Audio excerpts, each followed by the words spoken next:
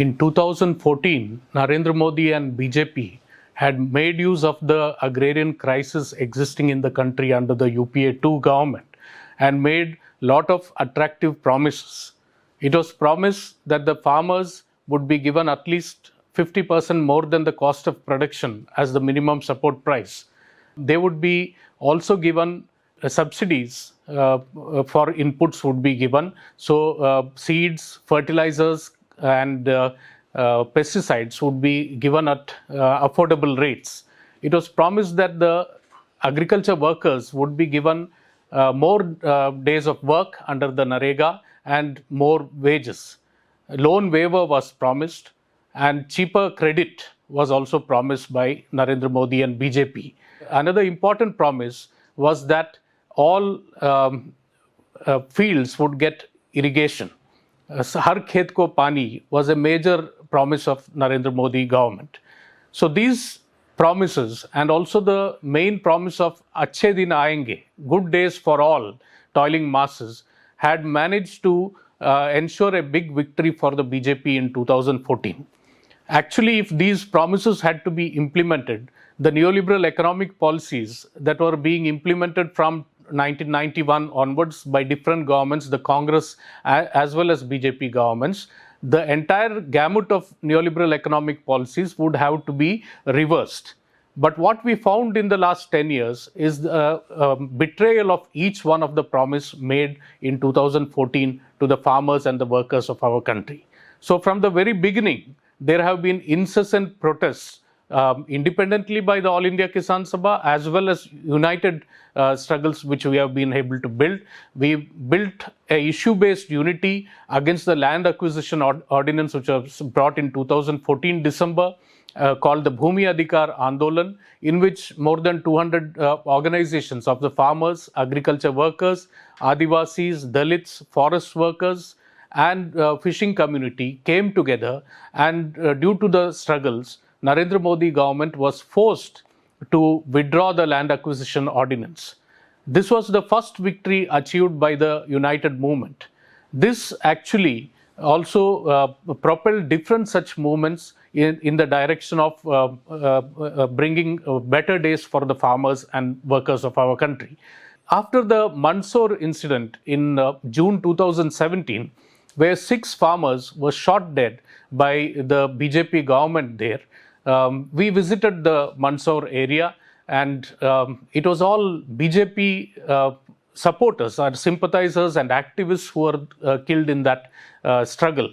The BJP flag was still flying on their houses. Their demand was that garlic crop which they were producing should be given remunerative price. The cost of production according to the farmers was 33 to 35 rupees per kg. The BJP government was claiming it was only 27 rupees per kg, but in the Neemach wholesale market, farmers were getting only 1 rupee per kg. On the same day, the Reliance Fresh, run by Ambanis, or in the Delhi market, the rate of garlic was ranging between 147 to 220 rupees per kg. So this was the model that Narendra Modi was implementing in our country. 1 rupee for farmers, 200 or more for the corporate cronies of this government. So we had from the very beginning, the farmers in Gujarat had told us that this is not any Gujarat model. It is a model of Modi, Adani and Ambani, which they call the Modani model of corporate loot, and that is what we are witnessing in the last 10 years. Due to the betrayal of promises, in the last 10 years, the farm suicides have increased in a big way. And we find even agriculture workers also committing suicide. In 10 years, if you look at the farm suicides, about 1,12,000 farmers and agriculture workers have committed suicide. More than 3,20,000 migrant workers also coming from farm families, from farmers' families, from agriculture workers, or the tenant farmers' families who migrate to the cities in search of job, they have also committed suicide. This is the official figure. If you add up, it comes to about 4,25,000 suicides in 10 years of Narendra Modi rule. And the real figures could be much more higher, because this does not include the landless, the women, the tenant cultivators, Adivasis and Dalits. And many states are also lying. They are fudging data and not giving the truth out. So the suicides could well be more than 10 lakh across the country. That is the situation which is there.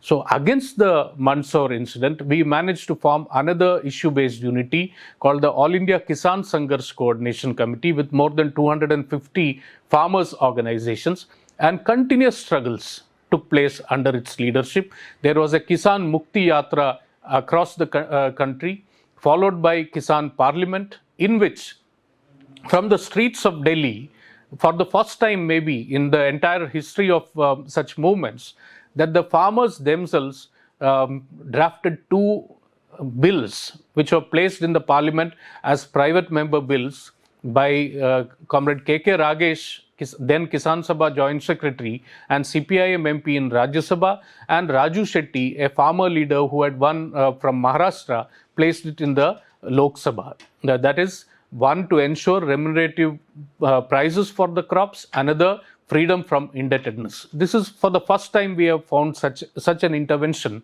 by farmers' movements itself. Though we have had differences amidst us, we felt the need to counter this enemy, that is the enemy of all the farmers and workers, in a much more united way by building an issue-based unity. That issue-based unity could be carried forward in a much stronger manner because of the All India Kisan Sabha's role across the country. We are the biggest organization of the farmers in our country, with more than 1.5 crore members in our organization. And there, significantly, the 2018 Kisan Long March from Nasik to Mumbai, where about 186 kilometers were covered by more than 50,000 farmers, a large number of them women and Adivasi farmers, on barefooted. We have all seen how with their bleeding feet they have marched and forced a so-called powerful government to bend on their knees and accept all the 12 demands. This caught the imagination of the masses. All other sections also got confidence that if we unite, it is possible to defeat this so-called 56-inch Prime Minister, and so-called invincibility is just a creation of the corporate media. It is another matter in 2019 elections, using the Pulwama Balakot incident and an ultra-nationalist campaign, as well as with support of the corporate media, and on the eve of elections, bringing the Pradhan Mantri Kisan Samman Nidhi and transferring the first installment of 2,000 rupees to farmers' accounts, the BJP managed to come back to power in 2019. But we all know what followed. There was an unprecedented pandemic. The entire the world was fighting against the pandemic, and that was the priority. But in India, for almost 3 months, the government just denied the existence of a pandemic. They were trying to divide the people on communal lines. There was the CA was brought in. Article 370 was abrogated, and after the loss in the Delhi elections, we found a full-fledged communal riot which was engineered in Delhi. We also found how an elected government in Madhya Pradesh, Congress-ruled government, was pulled down by through horse trading by the Narendra Modi and BJP. And when the whole world was talking about distancing to resist the disease, in Ahmedabad, there was a big, according to the BJP, lakhs of people participating, called an event called Namaste Trump. It is after all that, in March, firstly they came up with the Janta curfew, an extremely obscurantist way of dealing with the entire pandemic, and March 24th, the lockdown was announced without any discussion with states, without any discussion with the political parties. Farmers of India were expecting a bumper harvest during that time, and the manner in which the lockdown was implemented, the stringent manner, farmers could not harvest, or if the families harvested the food grains, crops, it could not be transported to the market. So every section had huge loss of incomes. We immediately, within 1 month of the lockdown, we came out on the streets demanding that there should be income support, there should be food security should be ensured, and the Kerala model, where about 90 lakh families were given the food kit. This was not happening anywhere else. That was also a demand that we raised. But instead of addressing such issues, we found how the corporate cronies were given huge concessions and their loans were written off during the pandemic, while without any discussion with state governments, in June 2020, 3 anti-farmer acts, pro-corporate acts were brought, and also the labor code. There was a clear attack on the producing classes, both the peasantry as well as the working class. Against that, there was a united movement. The All India Kisan Sabha Coordination Committee became a much bigger united forum called the Samyukta Kisan Morcha, and the joint platform of central trade unions. Jointly, we had a movement. It went on for 385 days on Delhi's borders. Lakhs of people sitting in extreme cold, in rain, in summer, and so on, where more than 738 of our fellow comrades died in this struggle. It was derided by the Prime Minister leading the charge that it is the Khalistanis who are behind this. It is the China agents or Pakistani agents. And the entire RSS and the corporate media, who are known as the Godi media in north of India, they made a big campaign. Despite all that, despite the repression, farmers were very clear that we will not go an inch back unless these are withdrawn. It was very clear to the simple farmers of our country that these 3 acts brought during a pandemic is not for the benefit of farmers. They clearly understood it was for Adanis and Ambanis and their likes. So there was a big anti-corporate struggle that happened that forced the Narendra Modi government to withdraw these 3 acts. That was a big blow to the BJP and the aura of invincibility that was created around Narendra Modi. And this has been acknowledged globally also. We know that Professor Noam Chomsky mentioned that it was a beacon of hope for all people who are struggling against the exploitative policies of capitalist policies, as well as against the reactionary fascist forces. And we have seen how in the entire Europe, different countries have followed up on the similar kind of protests, getting inspired by it. We know in the British Parliament, it was discussed. People like Jeremy Corbyn raised these issues. In the French elections recently, there has been the left upsurge which has been there. They have also, during the struggle, evinced keen interest in how this struggle was built. And they have had a long kind of discussion with us regarding the struggle itself. So this struggle has had a big impact. When Sri Lanka protests erupted, they were also farmers' protests, where against the unavailability of fertilizer and high price of fertilizer, farmers came out, and that went into a united movement which led to the Rajpakshes fleeing the country. So this is a new trend which we have seen. Globally, there are protests rising up against the right wing, against the fascist forces, as well as against the economic policies pursued by different regimes, the neoliberal economic policies. Now, after that, the recent elections are also very important in our country. It was an election to protect the constitution, democratic rights of our people, as well as secularism and federal rights of the people. And in this election, now it is being acknowledged widely that the farmers' movement had a big impact on this kind of a victory or the rebuff that the BJP has got, because in Punjab, Haryana, Western Uttar Pradesh, Rajasthan and parts of Maharashtra, where the struggle was at the peak, 38 seats were lost by the BJP in these 5 states alone. And it is very much to be notable. A very notable thing is that the BJP candidates could not even campaign in parts of Punjab and Haryana because farmers didn't allow them to enter into the villages. while in the entire country, the opposition was rightfully claiming that there was no level playing field. In Punjab and Haryana, the BJP, the all-powerful ruling party, they had to go to the election commission and the courts, claiming that there is no level playing field. If you look at the rural constituencies, 159 constituencies, the BJP and NDA has been defeated. So that is the kind of impact this has had.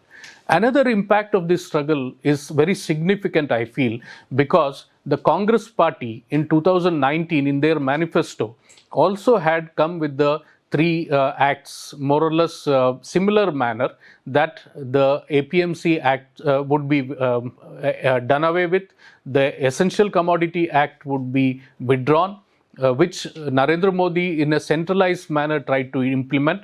The Congress was trying to implement it through pressurizing the states. But this manifesto of Congress could not bring it. They had to change their policy. That is also an important impact of this struggle. In coming days, how we plan to carry forward the struggle, that is very clearly, if you see from the 2020 struggle itself, one issue which we have emphasized is the fight against the corporate forces. Another issue is to unite all the sections of peasantry and workers, building a strong worker-peasant unity, and against the communal forces too. The Muzaffarnagar Mahapanchayat was very clear that we will unite. Kisans and workers, Kisan and Mazdoor will unite, and no force can divide us. That was an important message coming from the place of Muzaffarnagar, which was once the hotbed of communal violence, which also led to a polarization and victory of the Yogi Adityanath in the elections. So that is one thing. We have been rallying around the demolitions which are being carried out, the bulldozer Raj which is going on in different parts of the country.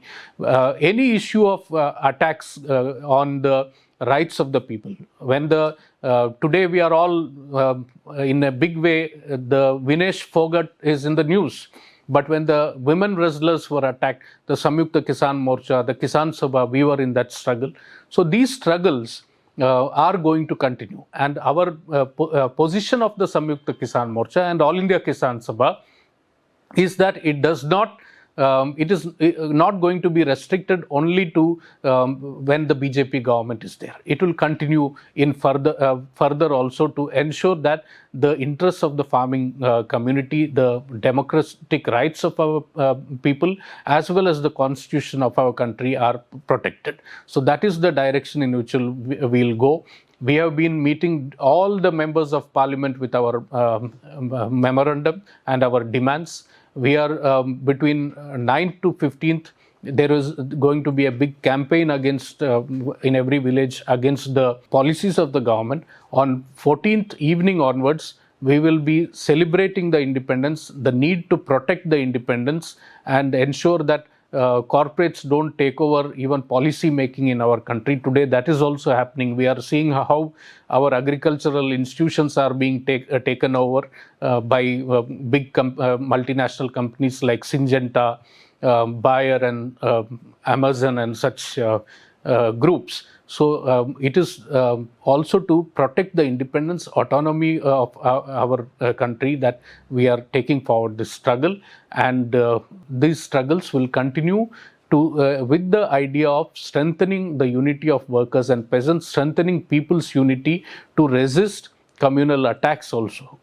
In the last 10 years, there have been continuous attacks in the name of Goraksha, on the specifically on the Dalits, Adivasis, and more so on the minorities, the Muslim farmers, Muslim cattle traders, and so on.